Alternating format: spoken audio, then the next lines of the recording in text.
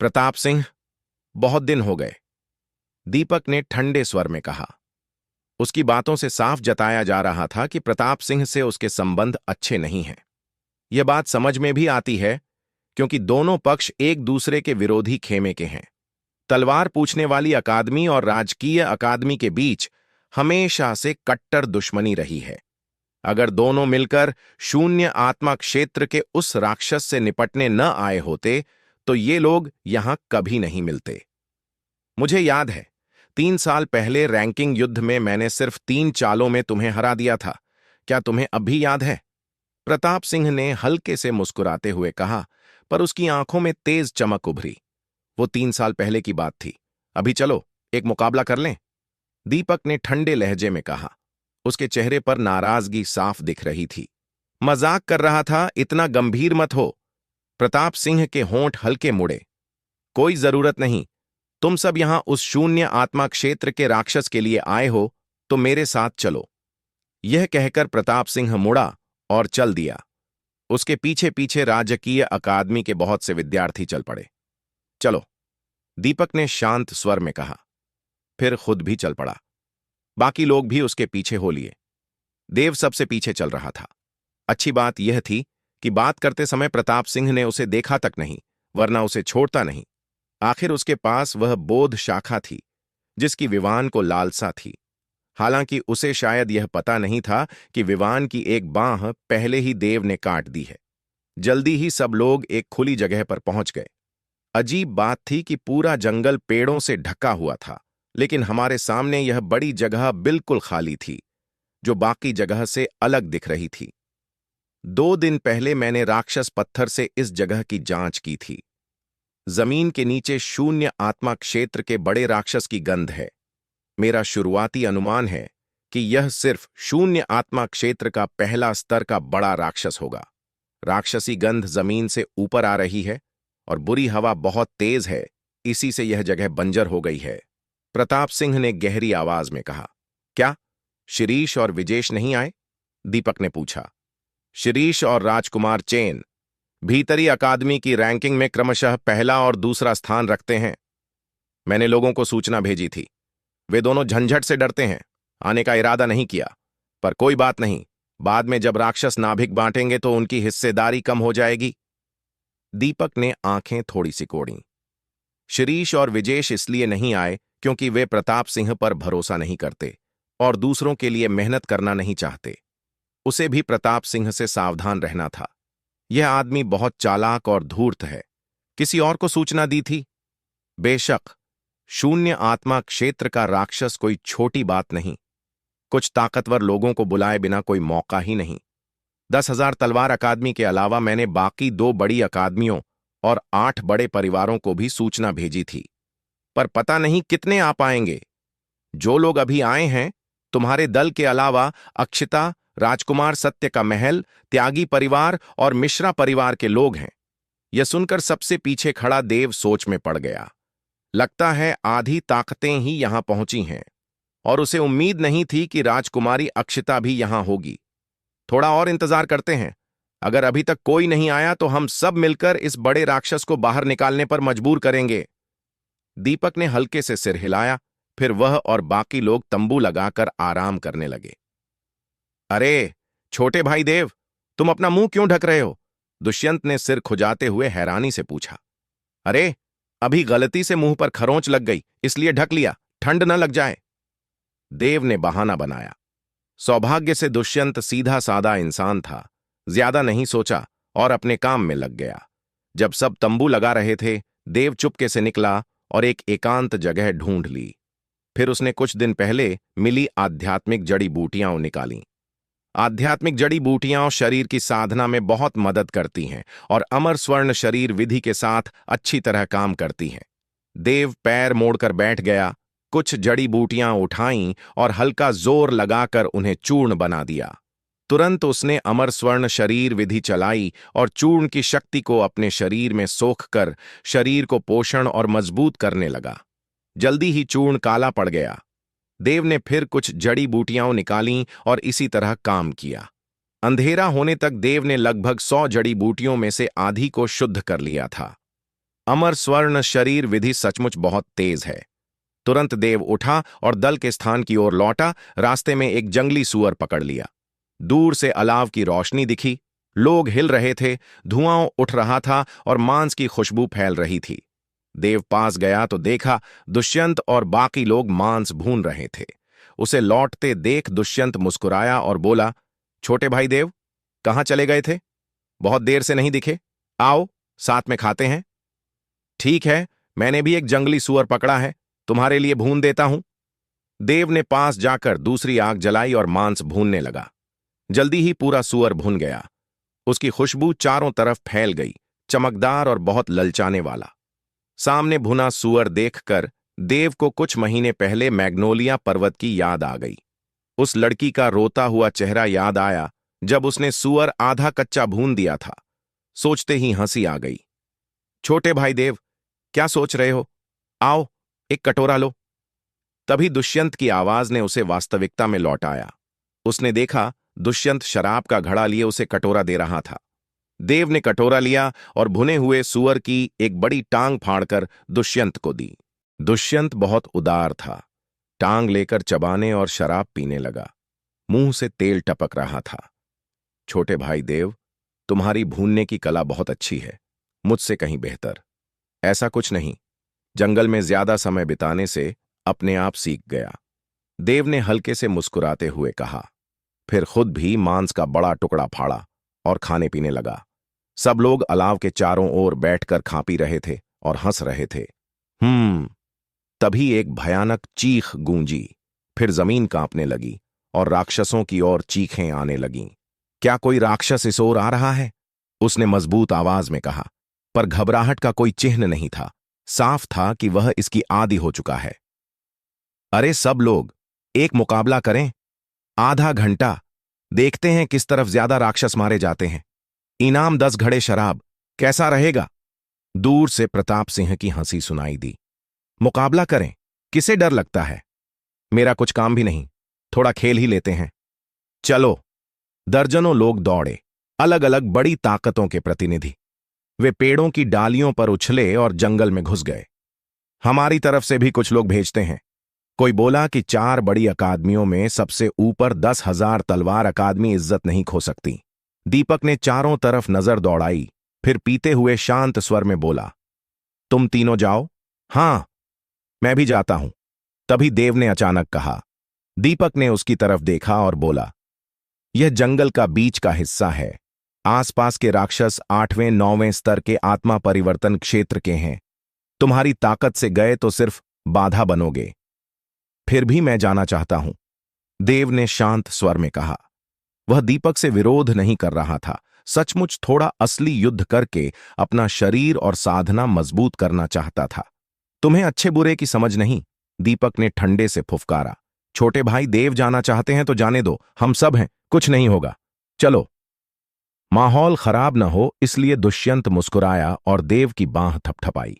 लोगों को जाते देख दीपक ने देव को ठंडी नजर से देखा। होंठों पर व्यंग्य की मुस्कान थी। अज्ञानी को साहस ज्यादा होता है। अच्छा ही होगा, अगर वहीं मर गया तो दल का एक बोझ कम हो जाएगा। झट झट चांदनी में 4 छायाएं तेजी से उड़ीं और आखिरकार पेड़ों की चोटी पर जा रुकीं। यह देव और उसका दल था। राक्षस की चीख उस तरफ से आ रही है, चलो देखें। एक शांत चेहरे वाला युवक बोला। इसका नाम विपिन है, भीतरी अकादमी रैंकिंग में 13वें स्थान पर है। ठीक है, चलो। दल ने झपट्टा मारा और एक दिशा में तेजी से बढ़ा। रास्ते में दूसरी अकादमियों के विद्यार्थी भी दिखते रहे। जल्दी ही सामने एक विशाल आकृति दिखी। चांदनी में धुंधला सा दिख रहा था कि वह एक भयंकर भालू है, आत्मा परिवर्तन क्षेत्र का 8वां स्तर का राक्षसी जीव। सब मिलकर हमला करें। छोटे भाई देव, तुम यहीं रहो, विपिन ने कहा। फिर वह और बाकी 2 भयंकर भालू पर टूट पड़े। देव भी हाथ आजमाना चाहता था, लेकिन बड़े भाइयों ने रोक दिया तो मजबूरन रुक गया। पर मन में थोड़ी चिढ़ जरूर हुई। सिर्फ यही नहीं, रास्ते में दल के बहुत से लोग उसे कमजोर समझते दिखे, सबसे कमजोर और बोझ समझते थे। देव को बहुत गुस्सा आ रहा था। पहले पता होता तो दल में शामिल ही न होता। धड़ धड़ दूर से कई जोरदार धमाके आए, भयानक आध्यात्मिक शक्ति की लहरें फैलीं। हवा गरजी और ऊर्जा चारों तरफ फैल गई। जल्दी ही तीनों लौटे। हर एक के हाथ में एक राक्षस नाभिक था। उस तरफ चलें। दल फिर दूसरी दिशा में दौड़ा। देव सबसे पीछे। एक कानों को चीरती चीख आसमान में गूंजी। चांदनी में बिजली की चिंगारियां लिए एक विशाल राक्षस जंगल में दौड़ रहा था। 9वें स्तर का आत्मा परिवर्तन क्षेत्र का राक्षस, बिजली बाघ, सब हमला करो, विपिन ने चिल्लाया। फिर उसकी आकृति झपट्टी मारकर बिजली बाघ की ओर बढ़ी। जल्दी ही तीनों ने बिजली बाघ को घेर लिया और जोरदार हमला शुरू कर दिया। इधर देव ने हल्के से आह भरी, पेड़ की चोटी से युद्ध देखता रहा। मन में चाहत थी कि काश वह भी अच्छा लड़ पाता। तीनों के हमले एक साथ बिजली बाघ पर पड़े। वह गुस्से में चीखा और खून से लथपथ एक तरफ भागा। जल्दी पीछा करो, भागने न पाए। विपिन और उसके साथी तुरंत पीछे दौड़े।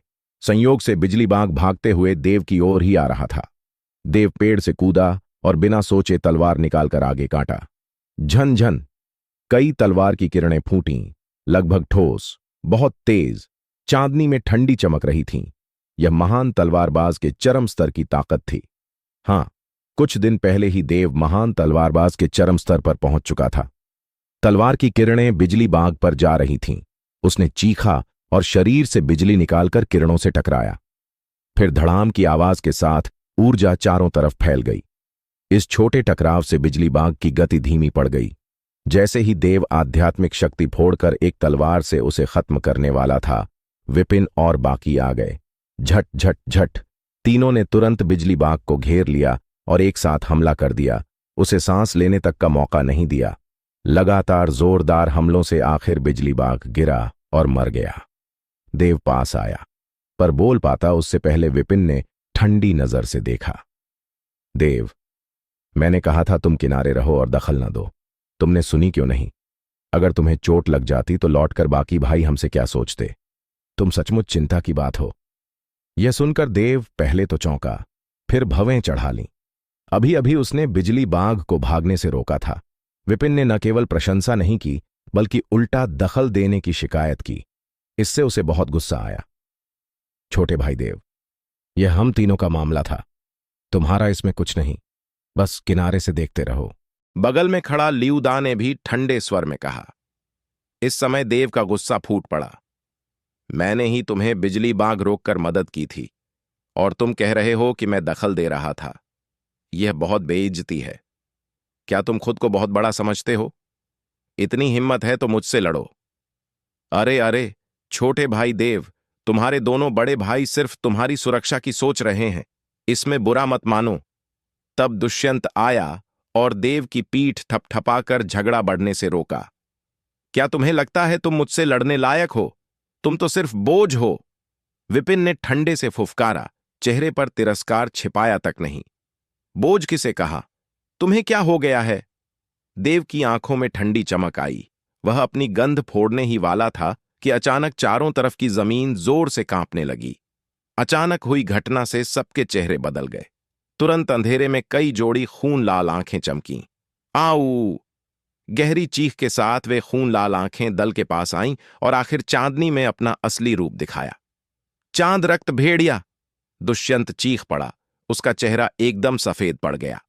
चांद रक्त भेड़िया, आत्मा परिवर्तन क्षेत्र का 9वें स्तर का राक्षस, रक्तवंश की शक्ति रखता है। खासकर चांदनी में इसकी ताकत बहुत भयानक हो जाती है। स्वभाव से क्रूर, गति और शक्ति दोनों अतुलनीय। शापित! सब तुम्हारी बकवास की वजह से हुआ। इसी से हम रक्त भेड़ियों से घिर गए। विपिन ने गुस्से से कोसा। इससे देव के चेहरे पर घृणा उभर आई। विपिन का चरित्र सचमुच अच्छा नहीं था। उससे बात करने की इच्छा भी नहीं हुई। इस स्थिति में सबसे जरूरी था जीवित बचना। कुल 6 रक्त भेड़िए थे, अलग अलग दिशाओं से घेर कर खड़े थे। साफ था कि पहले से घात लगाए थे। हर चांद रक्त भेड़िया की ताकत बहुत जबरदस्त थी। एक एक से लड़ें तब भी जीत पाना मुश्किल था। आऊं! अचानक जैसे युद्ध का नगाड़ा बज उठा। 6 रक्त भेड़िए एक साथ झपटे। बिखरो! पल भर में 4 लोग अलग हो गए और 6 रक्त भेड़ियों से भिड़ गए। विपिन और दुष्यंत ने 2-2 भेड़िए संभाले, जबकि देव और लियूदा ने एक एक। रक्त भेड़िए खून के प्यासे थे। हमले की ताकत और गति हैरान करने वाली। उनके पागल हमलों में देव को छोड़कर बाकी तीन बार बार हारते जा रहे थे। अगर ऐसे ही चला तो जरूर रक्त भेड़ियों का भोजन बन जाएंगे। झटका! देव झपट्टा मारकर कहीं पहुंचा। रक्त भेड़िया भी आधा पल पीछे रहकर उसके पीछे पहुंचा। झनझन! कई तलवार किरणें निकलीं और रक्त भेड़िया पर कटने को बढ़ीं।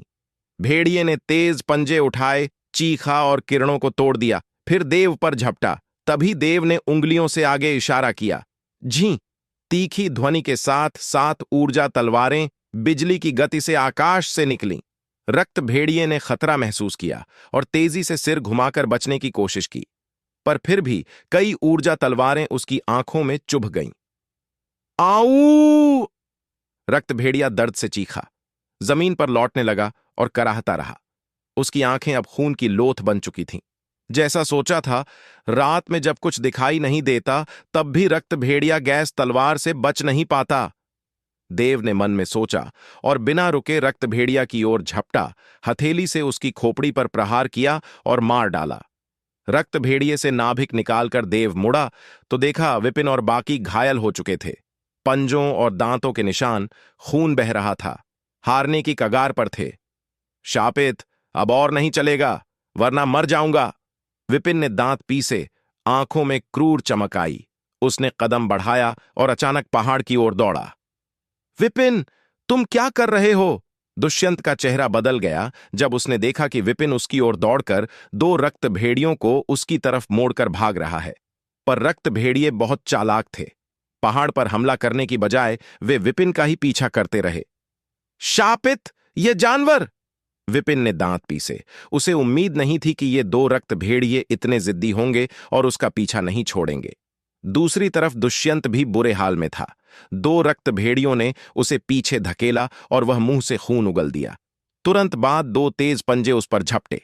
लग रहा था कि दुष्यंत रक्त भेड़ियों के पंजों तले दर्दनाक मौत मरेगा। झटका! अचानक बिजली की तरह एक काली आकृति दुष्यंत के सामने आई, फिर लंबी तलवार उठाकर जोरदार वार किया। आध्यात्मिक ऊर्जा फटाका कट! जोरदार तलवार की गंध फूटी। गरज के साथ बिजली की शक्ति लेकर इंद्रधनुष की तरह 2 रक्त भेड़ियों पर गिरी। आऊ! दोनों रक्त भेड़ियों ने चीखकर पंजे झुलाए। कई भयानक पंजा किरणें हवा में उड़ीं और तलवार गंध से टकराईं। पर एक पल से कम में पंजा किरणें टूट गईं, बाकी तलवार गंध भेड़ियों पर जा गिरी। छर्र! दोनों रक्त भेड़िए चीख भी न सके और 2 टुकड़े हो गए। यह हैरान करने वाला दृश्य देख दुष्यंत बोल ही न सका, क्योंकि उसके सामने खड़ा व्यक्ति कोई और नहीं, देव था। बचाओ, बचाओ! दूर से ल्यूदा और विपिन की चीखें आईं। देव ने एक पल सोचा, फिर झपट्टा मारकर चल दिया। जल्दी ही ल्यूदा का पीछा कर रहा रक्त भेड़िया देव के हाथों मारा गया। जब ल्यूदा ने देखा कि उसका जान बचाने वाला देव है, तो उसका चेहरा भी दुष्यंत जैसा ही हो गया। बचाओ! दूर विपिन दर्द से चीख रहा था। 2 रक्त भेड़ियों के जोरदार हमले में वह घायल और बिखरा हुआ था। लग रहा था कि अब वह भेड़ियों के मुंह में मरेगा। तभी एक तलवार गंध झपट्टी मारकर निकली और दोनों रक्त भेड़ियों को एक झटके में मार गिराया। धड़ाम! विपिन धम्म से जमीन पर गिरा। जोर जोर से सांस ले रहा था, पसीने से तर, मुंह से हल्की सी मछली की गंध भी आ रही थी। ऐसा लग रहा था जैसे वह नरक के द्वार से लौटा हो। विपिन का दिल जोर जोर से धड़क रहा था। बहुत देर तक संभला नहीं, चेहरा अब भी सफेद था। जब उसने सिर उठाया और देखा कि देव रक्त भेड़िया से नाभिक निकाल रहा है, तो उसका चेहरा देखने लायक था। विपिन ने सामने देव को देखा तो उसकी आंखें आश्चर्य से फटी की फटी रह गईं। अभी अभी एक तलवार से 2 चांद रक्त भेड़ियों को मारने वाला और उसकी जान बचाने वाला देव ही था। देव ने 2 नाभिक निकाले, मुड़ा और विपिन का अतिरंजित चेहरा देखकर उसे ठंडी नजर से देखा और चला गया। देव की पीठ देखते हुए विपिन को लगा जैसे उसके गाल पर जोरदार थप्पड़ पड़ा हो। जिसे वह हमेशा तुच्छ समझता रहा, उसी ने उसकी जान बचाई। अभी कुछ देर पहले उसने देव को बोझ कहा था। अगर एक तलवार से 2 चांद रक्त भेड़ियों को मारने वाला बोझ है, तो वह खुद कुत्ते का गोबर भी नहीं। जल्दी ही सब लोग एक जगह इकट्ठे हो गए। छोटे भाई देव, पहले जो कहा उसके लिए माफी मांगता हूं। ल्यूदा ने हाथ जोड़कर शर्मिंदा होकर कहा। अगर देव ना आता तो वह अब तक मर चुका होता। कोई बात नहीं, हम सब एक ही संप्रदाय के हैं। देव ने हल्के से मुस्कुराते हुए कहा, जैसे पुरानी बात भूल जाना चाहता हो।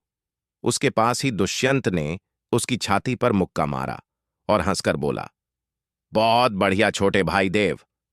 पता नहीं था कि तुम अपनी ताकत छिपा रहे थे, सबको अंधेरे में रखा। तुम्हारी ताकत तो भीतरी अकादमी रैंकिंग में कम से कम 10वें स्थान तक की है। नहीं नहीं, हाँ, कुछ लोग तो ज्यादा बड़े नहीं हैं। दुष्यंत ने पास खड़े विपिन की तरफ देखा। उसकी आवाज ठंडी थी। मुश्किल घड़ी में अपनी जान बचाने के लिए साथी को भी धोखा दे देता है, बिल्कुल बेशर्म। इस घटना से दुष्यंत ने कुछ लोगों का असली चेहरा देख लिया था। विपिन ने अच्छी तरह समझ लिया कि दुष्यंत उसकी बात कर रहा है। उसका चेहरा लाल हो गया, जैसे खून निकल आएगा। सीना बहुत तंग हो रहा था, पर वह एक शब्द भी न बोल सका। जवाब देने की ताकत ही नहीं थी। लौटते हैं। फिर सब लोग शिविर की ओर लौटे। उन्हें लौटते देख सब ने मुस्कुराकर स्वागत किया, पर जब फटे कपड़े और घाव देखे तो भवें चढ़ाईं और पूछा, क्या हाल है, ठीक तो हो? दुष्यंत के तीनों साथियों के विपरीत देव के कपड़े पूरी तरह साफ थे, एक खरोंच तक नहीं। इससे बाकी लोग उसे तिरस्कार से देखने लगे। साफ था कि सबको लग रहा था कि देव ने युद्ध में हिस्सा ही नहीं लिया। दुष्यंत और बाकी लोग जान पर खेलकर लड़े और वह किनारे खड़ा देखता रहा। पहले खुद राक्षस मारने की बात करने वाला अब शर्मिंदा करने लायक है। हाय, बोझ तो बोझ ही होता है। अपने बड़े भाइयों को जान पर खेलने देता है, खुद कुछ नहीं करता। ऐसे आदमी में शर्म नाम की कोई चीज नहीं। हां, पता नहीं कौन था जो अभी थोड़ी देर पहले राक्षस मारने की ट्रेनिंग करने की बात कर रहा था। शायद एक राक्षस को भी छुआ ना हो। दूसरी तरफ दीपक ने भी ठंडे से फुफकारा। होठों पर तिरस्कार की मुस्कान थी। साफ था कि देव उसकी सोच से भी ज्यादा नीच निकला। सबकी ताने सुनकर दुष्यंत और बाकी लोग हैरान नजरों से एक दूसरे को देखकर कड़वे से मुस्कुराए। ऐसा नहीं है, दुष्यंत ने जल्दी से समझाया। हम तीनों को छोटे भाई देव ने ही बचाया। अगर छोटे भाई देव ना होते तो हम कब के रक्त भेड़ियों का भोजन बन चुके होते। क्या? सब हैरान रह गए। लगा जैसे उन्होंने गलत सुना हो। दुष्यंत, मजाक कर रहे हो या इस लड़के को बचाने के लिए झूठ बोल रहे हो? मैं झूठ नहीं बोल रहा, और छोटे भाई देव को बचाने की कोई वजह भी नहीं। वह हम में से ज्यादातर से ज्यादा ताकतवर है। फिर दुष्यंत ने जंगल में जो हुआ था सब बता दिया। दुष्यंत की बात सुनकर सब बहुत हैरान हुए। वे देव को आश्चर्य से देखने लगे। उन्हें विश्वास नहीं हो रहा था कि जिस देव को वे हमेशा कमजोर समझते थे वह असल में छिपा हुआ महारथी है। एक तलवार से 2 चांद रक्त भेड़ियों को मारना, उनमें से जिनकी प्रतिभा कम है, उनमें दीपक को छोड़कर शायद ही कोई ऐसा कर पाता। सचमुच जैसा दुष्यंत ने कहा, देव की ताकत उनमें से ज्यादातर से ज्यादा है। जिन्होंने अभी देव को बोझ कहा था वे अब पूरी तरह शर्मिंदा थे, सिर झुकाए खड़े थे। पास ही दीपक ने थोड़ा भवें चढ़ाईं। उसे उम्मीद नहीं थी कि उसने देव को गलत आंका था। उसे थोड़ा पछतावा भी हुआ। पहले पता होता कि देव में इतनी ताकत है तो वह जरूर उसे अपने साथ मिलाने की कोशिश करता, पर अब स्पष्ट रूप से देर हो चुकी थी। रास्ते भर उसने देव से ठंडा व्यवहार ही किया था। रही बात विपिन की, वह सबके द्वारा पूरी तरह अलग थलग कर दिया गया। जो साथी को धोखा दे उसे कोई माफ नहीं करेगा। सबने कितने राक्षस नाभिक लिए, आओ तुलना करें। दूर से प्रताप सिंह की आवाज गूंजी। मैं जाता हूं, देखूं 10 घड़े अच्छी शराब जीत पाता हूं या नहीं। दुष्यंत मुस्कुराया, फिर कुछ नाभिक लेकर चला गया। जल्दी ही दुष्यंत लौटा और लापरवाही से हाथ हिलाया।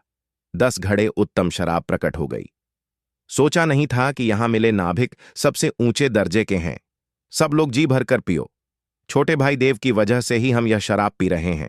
आओ छोटे भाई देव, मैं तुम्हारे लिए एक कटोरा उठाता हूं। मैं भी तुम्हारे लिए एक कटोरा उठाता हूं। बहुत से बड़े भाइयों ने देव के लिए कटोरा उठाया और उसकी तारीफें की। देव के प्रति उनका रवैया पहले से बिल्कुल अलग था। इससे देव ने मन में आह भरी। सचमुच इस दुनिया में ताकतवर का ही सम्मान होता है। ताकत हो तभी इज्जत मिलती है। पीकर सबने थोड़ी देर बातें की, फिर सोने चले गए। देव ने तंबू में नहीं सोया, बल्कि पेड़ पर लेट गया। रात में गहरी नींद में सोया देव अचानक किसी आवाज से जागा। उसने झट से आंखें खोलीं और आवाज की दिशा में देखा तो एक काली छाया झपट कर गुजर गई।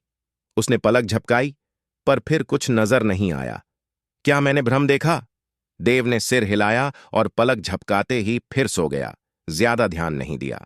दूसरे दिन सुबह उठकर देव ने सबके साथ नाश्ता किया। थोड़ी देर बाद कुछ लोग आते दिखे। वह प्रताप सिंह और उसके साथी थे। सज्जनों, लगता है अब और कोई नहीं आने वाला। आज हम सब मिलकर उस शून्य आत्मा क्षेत्र के राक्षस को बाहर निकालते हैं। प्रताप सिंह बोला। ठीक है, बाकी लोग कहां हैं?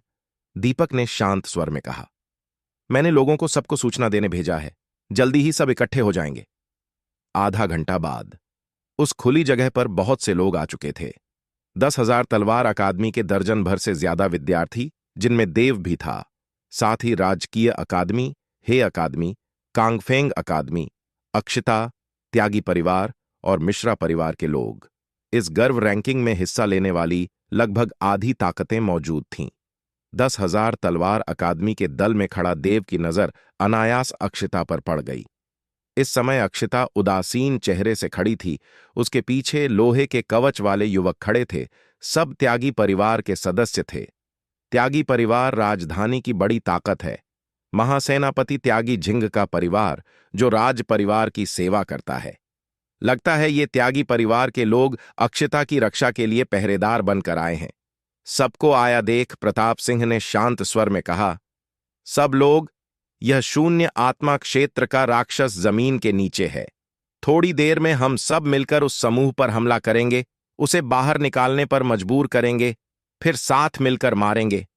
फिर इस शून्य आत्मा क्षेत्र के राक्षस का नाभिक कैसे बांटा जाएगा? एक थोड़ा घमंडी चेहरे वाले युवक ने पूछा। वह मिश्रा परिवार का युवा प्रतिभाशाली राजवीर था। बहुत आसान। इस शून्य आत्मा क्षेत्र के राक्षस को मारने के बाद जो पहले नाभिक ले लेगा उसी का होगा। सब ताकत पर निर्भर है। ठीक है, फिर ताकत के आधार पर ही। यहां आए हुए किसी भी दल में दया करने वाले नहीं थे। सबको नाभिक हड़पने का मौका था, इसलिए सबने इस नियम को स्वीकार कर लिया। शून्य आत्मा क्षेत्र के बड़े राक्षस का नाभिक निश्चित रूप से बहुत अंक देगा।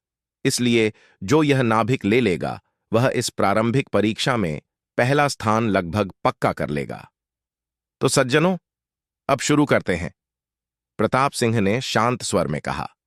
उसकी बात खत्म होते ही मौजूद लोग तेजी से कई समूहों में बंट गए। हर समूह अलग दिशा में खड़ा हो गया।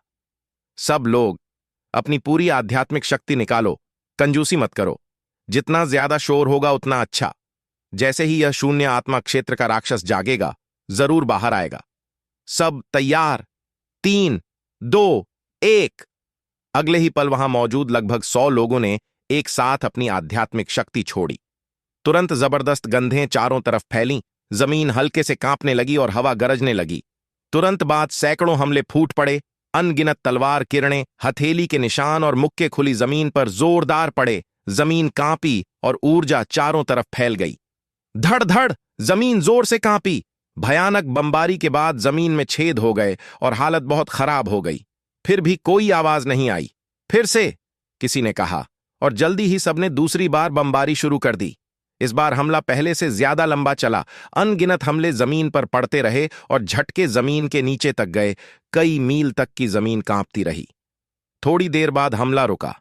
धूल मिट्टी धीरे धीरे बैठी, पर कोई हलचल नहीं हुई। क्या यह बड़ा राक्षस इतनी गहरी नींद सो रहा है? प्रताप सिंह ने बड़बड़ाया। तभी अचानक जमीन जोर से कांपी। सब डगमगाए और गिरते गिरते बचे। यह बड़ा राक्षस बाहर आने वाला है। सब लोग हटो। झट-झट पल भर में सैकड़ों आकृतियां ऊपर उड़ीं और बिखर गईं। पास के पेड़ों पर जा खड़ी हुईं और खुली जगह की स्थिति देखने लगीं। धड़ाम! अचानक बड़ी खुली जगह पर दरारें पड़ गईं। फिर दरारें मोटी होती गईं और तेजी से चारों तरफ फैलने लगीं, जैसे कुछ जमीन फोड़कर बाहर आने वाला हो। जमीन के अंदर से भयानक चीख गूंजी, जिसमें गुस्से का पुट था। तुरंत जमीन फटी, धूल उड़ी और अनगिनत टुकड़े चारों तरफ बिखरे। धड़ाम! एक आकृति अचानक जमीन से फूटी। उसका विशाल शरीर आसमान में उड़ा और फिर जोरदार धमाके के साथ नीचे गिरा। कई 10 फीट गहरा गड्ढा बन गया। धूल मिट्टी ने विशाल शरीर को ढक लिया। धीरे धीरे बैठने पर सबने इस बड़े राक्षस का रूप देखा। यह बड़ा राक्षस कई 10 फीट ऊंचा था। पूरा शरीर काले चमड़े से ढका था। सिर शेर जैसा, मोटे सुनहरे बाल, पर हाथ विशाल वानर जैसे चौड़े। उसकी आंखों में बेहिसाब गुस्सा था, पर हल्की नींद की थकान भी दिख रही थी। यह किस तरह का राक्षस है? सबने भवें चढ़ाईं। लगता था किसी ने भी ऐसा राक्षस पहले नहीं देखा था। चाहे जो भी हो, सब हमला करो, करो। बात खत्म होते ही हर ताकत ने तेजी से अपने दल इकट्ठे किए और अलग अलग दिशाओं में बिखर गई। 4 प्रतीक तलवार गठन शुरू। राजकीय सर्वोच्च मुहर विधि शुरू। पर्वत दबाने वाली आध्यात्मिक रेखा शुरू। पल भर में सभी बड़ी ताकतों ने अपनी सबसे मजबूत चालें छोड़ी। विशाल प्रकाश पर्दा आसमान से उतरा और तुरंत अनगिनत प्रकाश तलवारें नीचे की ओर उड़ीं, जैसे प्रकाश की तलवारों की बारिश बड़े राक्षस पर टूट पड़ी। दूसरी तरफ राजकीय अकादमी ने भी संयुक्त हमला विधि छोड़ी। उनके ऊपर बिजली देवता का भ्रम दिख रहा था। चारों तरफ बिजली, बहुत भयानक दबाव फैला रहा था। उसने हाथ हल्के से हिलाया और अनगिनत बिजलियां बड़े राक्षस पर भयानक शक्ति के साथ गिरीं। साथ ही अक्षिता ने तेजी से मुहर बनाई। उसके ऊपर एक विशाल पर्वत प्रकट हुआ, भयानक दबाव लेकर बड़े राक्षस को कुचलने को उतरा। त्यागी परिवार और मिश्रा परिवार जैसी दूसरी ताकतों ने भी पूरी ताकत लगाई और बड़े राक्षस पर जोरदार हमला किया। देव और अक्षता को छोड़कर बाकी सब पहली बार शून्य आत्मा क्षेत्र का राक्षस देख रहे थे, इसलिए उसकी ताकत नहीं जानते थे। इसी से कोई लापरवाही नहीं की और शुरू से ही पूरी ताकत से हमला किया। धड़ धड़ धड़ अनगिनत भयानक हमले बड़े राक्षस पर पड़े। उसे तुरंत आध्यात्मिक ऊर्जा के तूफान में घेर लिया। पल भर में ऊर्जा फटी, हवा गरजी और पूरा स्थान जबरदस्त आध्यात्मिक ऊर्जा से भर गया। हवा की लहरें पागलों की तरह नाचने लगीं। अगर कोई साधारण 9वें स्तर का आत्मा परिवर्तन क्षेत्र का राक्षस होता तो इस स्थान में आते ही टुकड़े टुकड़े हो जाता। हमला पता नहीं कितनी देर चला। सबने अपनी आधी आध्यात्मिक ऊर्जा खर्च कर दी थी, तभी रुके। जहां बड़ा राक्षस था वहां अब धूल और उथल पुथल थी। किसी को साफ नहीं दिख रहा था। बहुत देर बाद धूल मिट्टी बैठी और सबने देखा कि शून्य आत्मा क्षेत्र का राक्षस जमीन पर पड़ा है, पूरा घायल और खून से लथपथ, आंखें बंद और सांसें कमजोर। लग रहा था कि अब उसमें ज्यादा लड़ने की ताकत नहीं बची। हाय! सबने राहत की सांस ली। सबकी ताकत मिलाकर आखिर इस शून्य आत्मा क्षेत्र के मजबूत राक्षस को दबा लिया। उनकी तैयारी व्यर्थ नहीं गई, पर अगले ही पल कई ठंडी नजरें बड़े राक्षस पर पड़ीं। निर्धारित नियम के अनुसार जो पहले नाभिक ले लेगा उसी का। अब यह बड़ा राक्षस अपने आखिरी दम पर है। कोई इस मौके को नहीं छोड़ना चाहता। झट झट झट पल भर में दर्जनों आकृतियां निकलीं और शून्य आत्मा क्षेत्र के राक्षस की ओर दौड़ीं। राक्षस नाभिक आमतौर पर बड़े राक्षस की ऊर्जा केंद्र में होता है, इसलिए सब उसी जगह की ओर दौड़े। इन दर्जनों आकृतियों में हर बड़ी ताकत के लोग थे। आगे आगे प्रताप सिंह, अक्षिता और दीपक जैसे विशेषज्ञ थे। जब वे बड़े राक्षस की ऊर्जा केंद्र के बहुत पास पहुंचकर उसे तोड़ने वाले थे, तभी समूह को लगा कि वे हमला करने वाले हैं। अचानक आधा मरा राक्षस जोर से चीखा।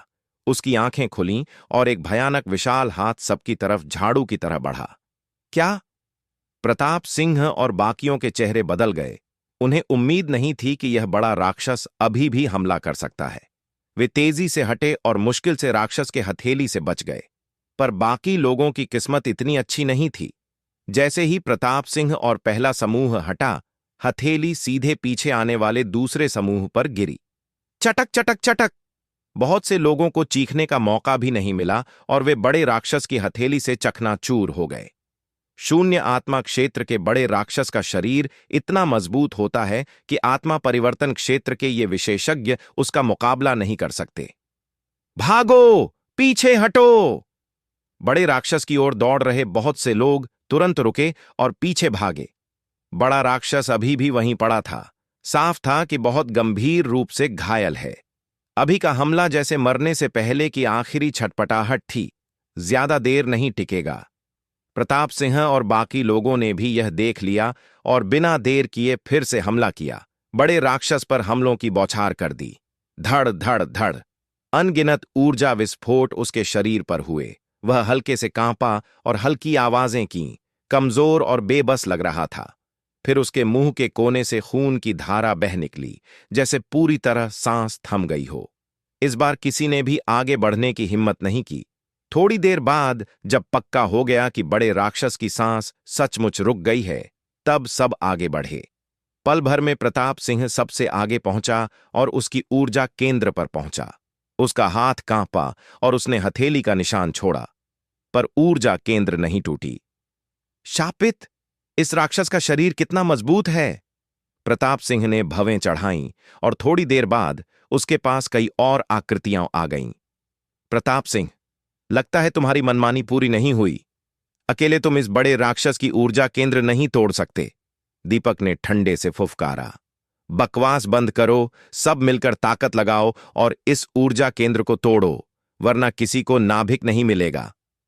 बात खत्म होते ही सबने एक साथ राक्षस की ऊर्जा केंद्र पर हमला किया। हर एक की आंखों में सतर्कता थी। धड़ाम! आखिर लगातार हमलों से ऊर्जा केंद्र टूट गई और सबने लगभग एक साथ हमला किया। धड़ धड़ कई हमले टकराए, ऊर्जा चारों तरफ फैली और झटके की लहरें बाहर की ओर बढ़ीं। लगातार गरज पैदा हुई। धड़ धड़ प्रताप सिंह और उसके साथी कई कदम पीछे हटे और एक समय के लिए नाभिक नहीं छीन पाए। हमला! नाभिक छीनो! तब बाकी ताकतों के लोग दौड़े और तुरंत जोरदार लड़ाई शुरू हो गई।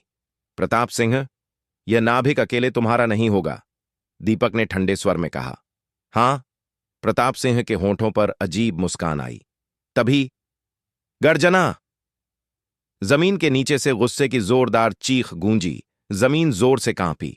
अचानक चीख से सबके चेहरे बदल गए और अपने आप लड़ना बंद कर दिया। यह कैसे हो सकता है? क्या यह... प्रताप सिंह के चेहरे पर डर दिखा। फिर उसे कुछ समझ आया और उसने जल्दी से कहा, पीछे हटो, पीछे हटो। बात पूरी होने से पहले ही प्रताप सिंह पीछे हट गया। लगभग अगले ही पल धड़ाम की आवाज के साथ एक और विशाल शरीर जमीन से फूटा और फिर जमीन पर गिरा।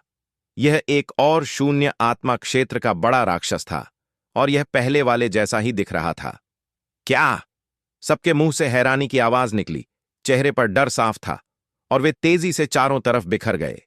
इस शून्य आत्मा क्षेत्र के मजबूत राक्षस ने जमीन पर पड़ी लाश देखी तो गुस्से में जोर से चीखा। उसकी आंखें खून लाल हो गईं और उसने अपना खून लाल मुंह खोला, भयानक निगलने की शक्ति छोड़ी। आह! बहुत से लोग डर से चीखे। जो धीमे थे उन्हें सीधे विशाल राक्षस के मुंह में खींच लिया गया और उसका भोजन बन गए। गर्जना! बड़े राक्षस ने गुस्से में चीखा और एक हाथ जमीन पर दे मारा। धड़ाम! जोरदार आवाज के साथ हथेली से जबरदस्त झटका चारों तरफ फैला। जो कमजोर थे वे सीधे झटके से चकनाचूर हो गए। शापित! यह बड़ा राक्षस जरूर पहले वाले के नीचे छिपा था। इसी से राक्षस पत्थर उसे पकड़ नहीं सका। प्रताप सिंह ने थोड़ा दांत पीसे। पहले वाले राक्षस से लड़ते हुए हमने 10 से ज्यादा लोग खोए। अब पल भर में इस राक्षस ने भी 10 से ज्यादा मार डाले। बाकी लोग घबराए हुए हैं और भाग रहे हैं। लड़ने का मन ही नहीं। एकजुट होकर लड़ ही नहीं सकते। इस हालत में वे इस बड़े राक्षस के मुकाबले नहीं थे। शापित! मेरा नाभिक! प्रताप सिंह ने गुस्से में चीखा, पर उसे मौजूदा हालत का पता था। अगर और रुका रहा तो बड़ा राक्षस का भोजन बन जाएगा। जल्दी ही बहुत सी आकृतियां चारों तरफ बिखर गईं, जबकि बड़ा राक्षस अपने साथी की लाश उठाकर किसी एक ताकत का पीछा करने लगा। जैसे ही बड़ा राक्षस गया, एक आकृति अचानक पीछे दौड़ी। उसके पीछे पीछे दर्जनों और आकृतियां। आह! भागो, भागो, बचाओ! 20 से ज्यादा स्लेटी वस्त्र वाले युवक पागलों की तरह भाग रहे थे। देव ने आगे वाले को जरूर पहचाना। वह पुष्कर था। ये सब राजकुमार सत्यमहल के लोग थे। शापित! मैं कितना बदकिस्मत हूं। यह जानवर हमारा ही पीछा कर रहा है। शापित! पुष्कर ने भवें चढ़ाईं। बहुत कुंठित था। सब मिलकर भी शून्य आत्मा क्षेत्र के राक्षस से नहीं जीत सकते थे, सिर्फ भाग सकते थे। पल भर में बड़ा राक्षस दौड़ता हुआ आया। जहां से गुजरा पेड़ और जंगल रौंदता गया और जल्दी ही पुष्कर और बाकियों के पास पहुंच गया। बिखरो! पुष्कर ने तुरंत चिल्लाया और तभी विशाल शरीर ऊंचा उछला और फिर जमीन पर गिरा। आह! बचाओ! पीछे रह गए युवकों पर एक विशाल काली छाया मंडराई। ऊपर देखा तो एक बड़ा पैर उन पर कुचलने को उतर रहा था। वे डर से सफेद पड़ गए। धड़ाम! इन युवकों को चीखने का मौका भी नहीं मिला और वे खून की लोथ बन गए। तुरंत बाद बड़ा राक्षस बाकियों का पीछा करने लगा, जिनमें पुष्कर भी था। शापित! यह जानवर मेरा ही पीछा क्यों कर रहा है? पुष्कर बहुत कुंठित था। उसे पता था कि ऐसे नहीं चलेगा। देर सबेर यह बड़ा राक्षस एक एक करके सबको मार डालेगा और जब बाकी मर जाएंगे तो उसकी बारी आएगी। बस यही एक रास्ता है। पुष्कर की आंखों में चमक आई, चेहरे पर क्रूर भाव उभरे और उसने अचानक कदम रोक दिए। उसके पीछे राजकुमार महल के दो विद्यार्थी दौड़ते हुए आ रहे थे। जी भाई, भागो! वहां खड़े क्या कर रहे हो? तभी पुष्कर अचानक प्रकट हुआ और दो युवकों की ओर दौड़ा। दोनों पुष्कर के हमले के लिए बिल्कुल तैयार नहीं थे और तुरंत पुष्कर ने उनके गले पकड़ ली। जी भाई, नहीं! दोनों युवक डर से भरे थे, पर पुष्कर ने उन्हें एक एक करके फेंका, शून्य आत्मा क्षेत्र के राक्षस की ओर। शून्य आत्मा क्षेत्र के राक्षस ने उड़ते हुए दो इंसानों को देखा तो तुरंत अपना खून लाल मुंह खोला और उन्हें निगल गया। मौका पाकर पुष्कर झपट्टा मारकर जंगल में गायब हो गया। बड़ा राक्षस खड़ा रहा, जैसे सोच रहा हो कि किस तरफ जाए, पर तभी झटका! प्रकाश की पंखों वाली एक आकृति गुजरी। गुजरते हुए उसने पीठ पर पड़ी लाश की टूटी ऊर्जा केंद्र से इंसान के सिर जितना बड़ा चमकदार नाभिक निकाला और अपनी भंडार अंगूठी में रख लिया। हर काम बहुत चुपके से किया था, फिर भी बड़े राक्षस को पता चल गया। अपने साथी का नाभिक ले जाते देख बड़ा राक्षस गुस्से से पागल हो गया और उस आकृति पर हथेली दे मारी। उस आकृति का चेहरा बदल गया। उसने जल्दी से मुहर बनाई। दर्जन भर से ज्यादा जटिल आध्यात्मिक रेखाएं उसके सामने ढाल बनकर खड़ी हो गईं। धड़ धड़ धड़! राक्षस का विशाल हाथ झाड़ू की तरह गुजरा। ढालें टोफू की तरह टूट गईं, पर इससे उसे थोड़ा समय मिल गया। पंख फड़फड़ाए और वह हवा में उड़ गई। गर्जना! बड़ा राक्षस उस जाति आकृति को देखकर गुस्से में चीखा और एक भयानक प्रकाश किरण उसके पीछे छोड़ी। दूर आकृति ने झपट्टा मारा और मुश्किल से किरण से बच गई, पर फिर भी उससे रगड़ खाकर टूटी पंख वाली चिड़िया की तरह नीचे गिरी। गर्जना! बड़ा राक्षस चीखा और उस दिशा में दौड़ा। वह आकृति कोई और नहीं, अक्षिता थी। इस राजगुप्त क्षेत्र में आए बहुत से प्रतिभाशालियों में सिर्फ वही आध्यात्मिक रेखा गुरु थी। हालांकि उसने बड़े राक्षस का हमला टाल दिया था, पर झटके से घायल हो गई और जमीन पर गिरी। उसका चेहरा हल्का सफेद था, पर वह जल्दी से उठी और पीछे की हलचल सुनकर तेजी से जाने की कोशिश की। छट छट छट! अचानक कई झपट्टों की आवाजें आईं। फिर दर्जन भर से ज्यादा आकृतियां प्रकट हुईं और अक्षिता को घेर लिया। मुरोंग राजकुमारी, क्या आप पहले ही जा रही हैं? लगता है कुछ चीज छोड़कर भूल गई हैं। एक सुंदर युवक ने ठंडे से व्यंग्य किया। वह कोई और नहीं, प्रताप सिंह था। मैं तुम्हारी बात समझी नहीं। बड़ा राक्षस पीछा कर रहा है। अभी न भागे तो सब मर जाएंगे। अक्षता ने गहरी आवाज में कहा। हैं? अच्छा नाटक कर रही हो? हमने सब देख लिया। वह नाभिक अब तुम्हारे पास है, जल्दी निकालो। सफेद कपड़ों वाले युवक ने ठंडे से कहा। वह मिश्रा परिवार का युवा स्वामी राजवीर था। प्रताप सिंह और राजवीर के अलावा दीपक और बाकी भी थे। उन्हें शुरू से पता था कि अक्षता नाभिक लेने जा रही है, इसलिए वे चुपके से पीछे लगे थे, घात लगाने को। अगर मैं नाभिक दे भी दूं तो किसे दूं? नाभिक सिर्फ एक है, पर तुम इतने सारे हो। अक्षता ने परेशान चेहरा बनाकर कहा। इस समय हमारे पीछे बड़े राक्षस के कदमों की आवाज नजदीक आ रही है। क्या हमें आपस में लड़ाना चाहती हो? अफसोस, हम तुम्हारी चाल में नहीं आएंगे। नाभिक किसे मिलेगा यह हमारा अपना मामला है, पर शर्त यह है कि तुम उसे निकालो। दीपक ने ठंडे स्वर में कहा। उसकी नजर ठंडी थी। ठीक है, मैं नाभिक देती हूं। उसे कौन छीनेगा यह तुम्हारी मर्जी। अक्षता ने हल्के से आह भरी। उसकी ताकत से इन लोगों का मुकाबला नहीं था और विरोध करने का कोई फायदा नहीं। थोड़ी जद्दोजहद के बाद उसने अपनी भंडार अंगूठी छुई, जैसे नाभिक निकालने वाली हो। अगले ही पल अक्षता के हाथ में कुछ था, पर वह नाभिक नहीं, एक स्क्रॉल था। रोको उसे! प्रताप सिंह का चेहरा थोड़ा बदला और वह हाथ बढ़ाने ही वाला था। जैसे ही स्क्रॉल खुला, जबरदस्त गंध निकली और तेजी से लाल प्रकाश पर्दा बनकर अक्षता को ढक लिया। हमला! उसे भागने न दो! प्रताप सिंह और बाकियों ने तुरंत पूरी ताकत से प्रकाश पर्दे के एक ही स्थान पर हमला किया। उसी समय अक्षता ने तेजी से मुहर बनाई और उसके पीछे प्रकाश के पंख बनने लगे, जैसे ही वह उड़ने वाली थी। टूट! प्रताप सिंह ने अचानक चीखा और उसकी हथेली में जबरदस्त बिजली की शक्ति इकट्ठी हुई। भयानक बिजली प्रकाश पर्दे पर जोरदार गिरी। धड़ाम! प्रकाश पर्दे का एक कोना टूट गया। यह देख दीपक और बाकी थोड़े स्तब्ध रह गए। इतनी मजबूत बिजली का मतलब था कि प्रताप सिंह की बिजली शक्ति शायद तीसरे स्तर के करीब पहुंच गई है। इधर अक्षता भी पूरी तरह हैरान थी कि इतनी जल्दी प्रकाश पर्दा टूट गया। जैसे ही वह उड़ने वाली थी, उसने देखा प्रताप सिंह पास आ रहा है और पंजा बढ़ा रहा है। अक्षता का चेहरा बदल गया। बचना देर हो चुकी थी। अगर प्रताप सिंह ने पकड़ लिया तो बाकी भी एक साथ हमला करेंगे और वह जरूर मर जाएगी, मुश्किल घड़ी में। जी! हवा फाड़ती तेज आवाज के साथ एक अदृश्य ऊर्जा तलवार निकली और तुरंत प्रताप सिंह पर कटने को बढ़ी। खतरे का एहसास होने से प्रताप सिंह का चेहरा थोड़ा बदला। अगर वह जबरदस्ती अक्षता को रोकेगा तो उन तेज गंधों से जरूर घायल होगा। उसका अंतर्ज्ञान बता रहा था कि वे गंधें बहुत खतरनाक हैं। घृणित! प्रताप सिंह को मजबूरन पीछे हटना पड़ा और बढ़ा हुआ हाथ खींच लिया। लगभग उसी समय कई ऊर्जा तलवारें उसके पास से गुजर गईं। ऊर्जा की तेजी से उसकी पुतलियां सिकुड़ गईं। अगर न रुकता तो उसकी बांह कट जाती। जैसे ही प्रताप सिंह घटनास्थल से हटने वाला था, एक काली आकृति झपट्टी मारकर आई, अक्षता की कमर पकड़ी और दूर भाग गई। तुम! दीपक ने तुरंत काले वस्त्र वाले युवक को पहचान लिया। उसने भवें चढ़ाईं और गुस्से में बोला, देव, तुमने भाईचारे की सारी इज्जत भुलाकर दूसरों की मदद की। तुम गद्दार! क्या? ये लड़का देव है? मुंह ढके काले व्यक्ति को घूरते हुए प्रताप सिंह की आंखों में ठंडी हत्या की इच्छा थी। इस देव ने गर्व मीनार में उसकी बोध शाखा छीन ली थी। उसने अभी तक हिसाब नहीं चुकाया था और अब उसकी योजना बिगाड़ रहा था।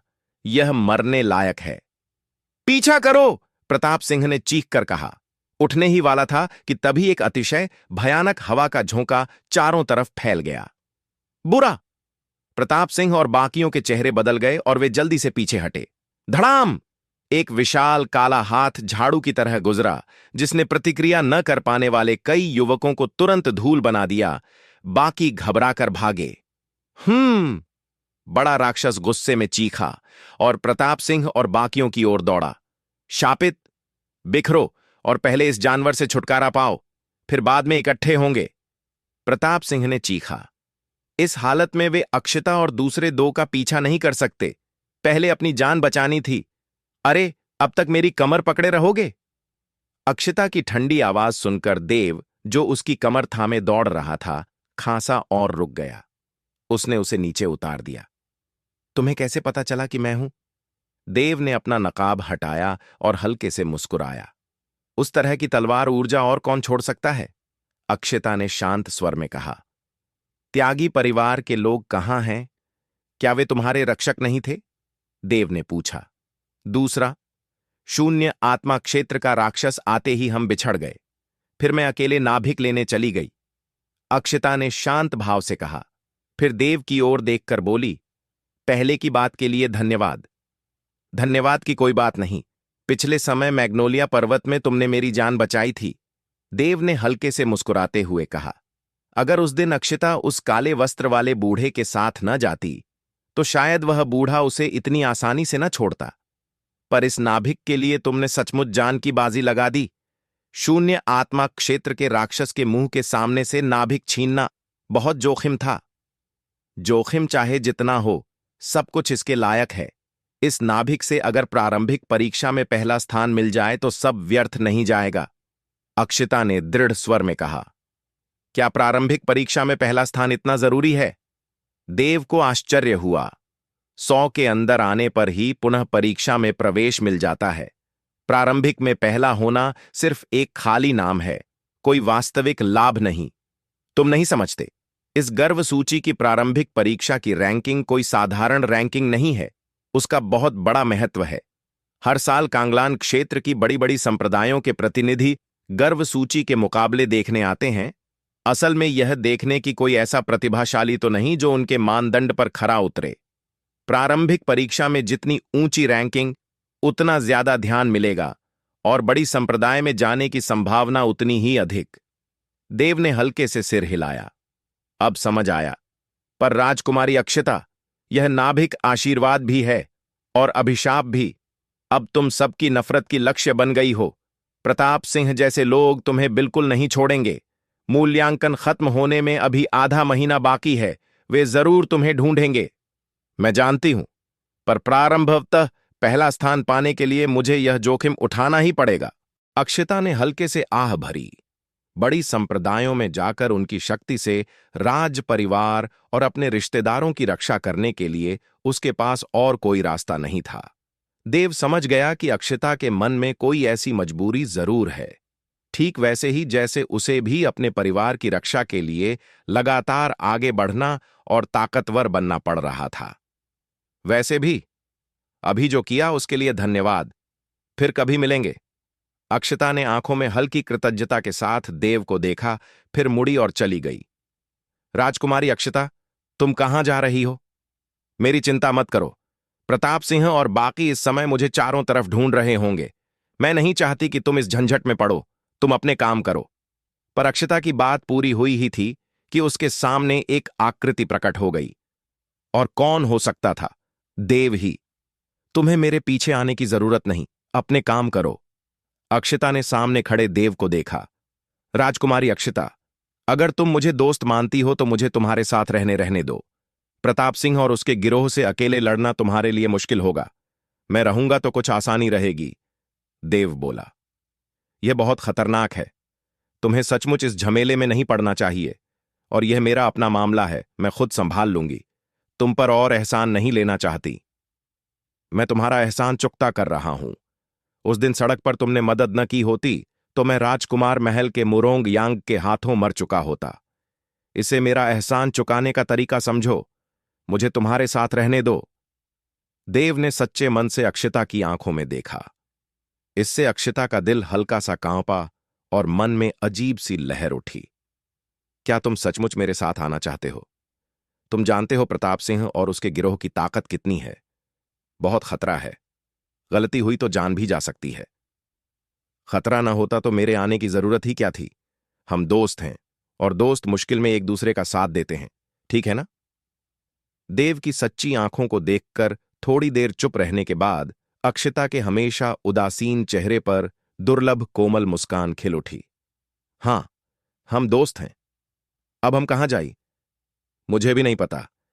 यह मेरा पहला बार राजगुप्त क्षेत्र है। पहले कोई एकांत जगह ढूंढकर छिप जाते हैं। रास्ते में देव और अक्षता एक जंगली इलाके में पहुंचे और एक गुफा में आराम करने लगे। यह दृश्य बहुत परिचित लगा। मैग्नोलिया पर्वत में भी दोनों एक गुफा में थे। देव को याद आया कि उस बार अक्षता ने उसे लगभग मार ही डाला था। गुफा के अंदर अक्षता ने एक गोली निगलकर चोटें ठीक करने बैठ गई। देव ने बची हुई आध्यात्मिक जड़ी बूटियां निकालकर अमर स्वर्ण शरीर विधि की साधना शुरू कर दी। पता नहीं चला कब रात गहरा गई। जब अक्षता ने आंखें खोलीं तो गुफा में पहले से ही अलाव जल चुका था। जल्दी ही देव एक और जंगली सुअर घसीट कर लाया और भूनने लगा। लड़के को पूरी तन्मयता से मांस भूनते देख अक्षता के होठों पर हल्की मुस्कान आ गई। पता नहीं क्यों उसे बहुत सुखद लग रहा था।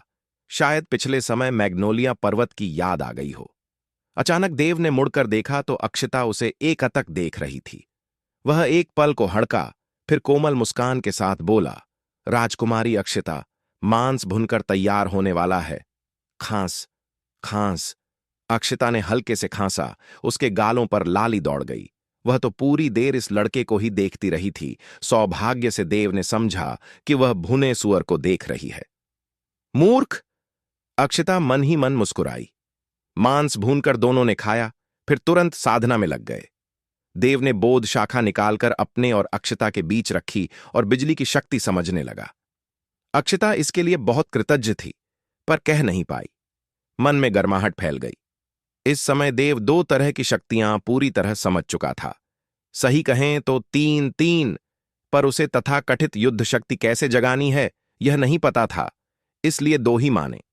हवा की शक्ति से उसकी गति बहुत बढ़ जाती है, हमले की गति भी, खासकर तलवार की किरणें बिना निशान छोड़े मार सकती हैं। पर हमले की शक्ति में हवा की शक्ति बिजली की शक्ति जितनी नहीं। बिजली की शक्ति हमले को बहुत बढ़ा देती है, शत्रु को भारी चोट पहुंचाती है। फिलहाल देव की बिजली शक्ति पहले स्तर पर है, इसलिए हमले पर असर कम है। प्रताप सिंह की बिजली शक्ति तीसरे स्तर के करीब है। सोचो, अगर वह पूरी बिजली शक्ति छोड़े तो हमला कितना भयानक होगा, वह भी जबकि उसकी साधना आत्मा परिवर्तन क्षेत्र के 9वें स्तर के चरम पर पहुंच चुकी है। प्रताप सिंह जैसे शीर्ष विशेषज्ञ को हराने के लिए देव को अपनी बिजली शक्ति दूसरे स्तर तक पहुंचानी ही होगी। इसी से पहले वह बिजली शक्ति समझने में समय लगाता था। बोध शाखा के प्रभाव से उसके ज्ञान सागर में बिजली की चमक थोड़ी बढ़ गई थी। उसे विश्वास था कि ज्यादा देर नहीं लगेगी, बिजली शक्ति जल्दी ही आगे बढ़ जाएगी। पता नहीं चला कब रात गहरी और ठंडी हो गई। सूरज उगा और डूबा, सुबह हो गई। देव और अक्षिता ने पूरी रात साधना की। साधकों के लिए नींद कभी कभी जरूरी नहीं होती। पूरी रात साधना करने से वे और भी तरोताजा हो जाते हैं। नाश्ता करके दोनों गुफा से निकले और राक्षस मारने चले गए। आखिर जितने ज्यादा राक्षस नाभिक उतना अच्छा, और अक्षिता के पास शून्य आत्मा क्षेत्र के राक्षस का नाभिक था। पहला स्थान तो उसका पक्का था। राक्षस मारते समय दोनों अलग अलग हो गए ताकि नाभिक बांटने की समस्या ना आए। देव राक्षसों को मारता गया, उसकी तलवार कला लगातार सुधरती गई। वह अब महान तलवारबाज के चरम पर था। अगला कदम आधा कदम तलवार राजा स्तर था, फिर तलवार राजा। आधा कदम तलवार राजा बनने के लिए तलवार की किरणों को और ऊंचे स्तर तक ले जाना पड़ता है। ज्यादा विनाशकारी शक्ति, ज्यादा दायरा और ज्यादा संख्या, यह एक बड़ी दीवार है। आधे कदम से तलवार राजा बनना और भी मुश्किल है। इसके लिए तलवार इरादे का एक अंश भी समझना पड़ता है। बेशक पहले आधा कदम बनना है, वह बाद की बात है। राक्षसों से लगातार लड़ते हुए देव की तलवार कला सुधरती गई। उसने अपनी पहली तलवार कौशल आध्यात्मिक ऊर्जा फटाका कट को पूरे चरम तक पहुंचा दिया था, और ज्यादातर ध्यान अपनी दूसरी तलवार कौशल तलवार ऊर्जा तूफान पर लगा रहा था। यह तलवार कौशल बहुत घातक है। अगर पूरी ताकत से चले तो एक वार में पर्वत नदियां तोड़ सकता है। शून्य आत्मा क्षेत्र का विशेषज्ञ भी नहीं झेल पाएगा। आखिर यह भूमि स्तर की तलवार विधि है। पर देव ने अभी इसका पहला स्तर भी नहीं पकड़ा था। सिर्फ तलवार आत्मा की मदद से छोड़ पाता था, वरना साधारण व्यक्ति कई साल में भी न समझ पाता। भूमि स्तर की तलवार विधियां जितनी ताकतवर होती हैं, उतनी ही मुश्किल भी। समय धीरे धीरे बीतता गया। इस जंगल में देव और अक्षिता ने खाना, आराम, राक्षस मारना, साधना और ताकत बढ़ाना ही किया। पता नहीं चला कब 10 दिन बीत गए। दोनों की ताकत बढ़ी। खासकर देव को हल्का सा लगा कि अक्षिता की आग की शक्ति तीसरे स्तर की ओर बढ़ने की कगार पर है। मूल्यांकन खत्म होने में सिर्फ 5 दिन बाकी थे। लगता था प्रताप सिंह और बाकी अभी तक उन्हें नहीं ढूंढ पाए हैं। बहुत अच्छा, 5 दिन बाद राजगुप्त क्षेत्र से बाहर निकल जाएंगे, तब प्रताप सिंह कुछ नहीं कर पाएगा। दोनों गुफा में दोपहर का भोजन कर रहे थे कि अचानक अक्षिता की भवें चढ़ीं और उसने ध्वनि संदेश पत्थर निकाला। राजकुमारी, आप इस समय कहाँ हैं? सुरक्षित तो है ना? हम सब भाई आपको ढूंढ रहे हैं। ध्वनि पत्थर से चिंतित स्वर आया। चिंता मत करो, मैं ठीक हूं, अक्षिता ने जवाब दिया। आप इस समय कहाँ हैं? हम सब आपको ढूंढ रहे हैं। मैं यहां हूं, अक्षिता ने अपनी जगह बताई और ध्वनि पत्थर रख दिया। त्यागी परिवार का सदस्य? देव ने पूछा। अक्षिता ने सिर हिलाया। त्यागी परिवार के सब लोग महासेनापति त्यागी के वंशज हैं। महासेनापति के वंशज होने के कारण राज परिवार के प्रति बहुत वफादार हैं। इस प्रारंभिक परीक्षा में भी अक्षिता की रक्षा की जिम्मेदारी उनकी थी। देव को लगा कोई दिक्कत नहीं होनी चाहिए, और अक्षिता ने उन्हें जगह बता भी दी, मतलब उन पर पूरा भरोसा है। लगभग 2 घंटे बाद गुफा के बाहर कदमों की आवाजें आईं। राजकुमारी, आप कहाँ हैं? राजकुमारी! आवाज सुनकर अक्षिता बाहर निकली, देव उसके पीछे पीछे। ध्रुव, यहां! अक्षिता ने दूर चिल्लाते एक कवचधारी युवक को पुकारा। कवचधारी युवक ने अक्षिता को देखते ही खुशी से चमका और दौड़कर आया। राजकुमारी, बहुत अच्छा हुआ, आखिरकार आपको ढूंढ लिया। आप ठीक तो हैं ना? तुम अकेले क्यों हो? बाकी लोग कहाँ हैं? अक्षिता ने भवें चढ़ाईं। उसे याद था कि जब वह त्यागी परिवार से बिछड़ी थी, बाकी सब एक साथ थे। कम से कम अकेला तो कोई नहीं होना चाहिए था।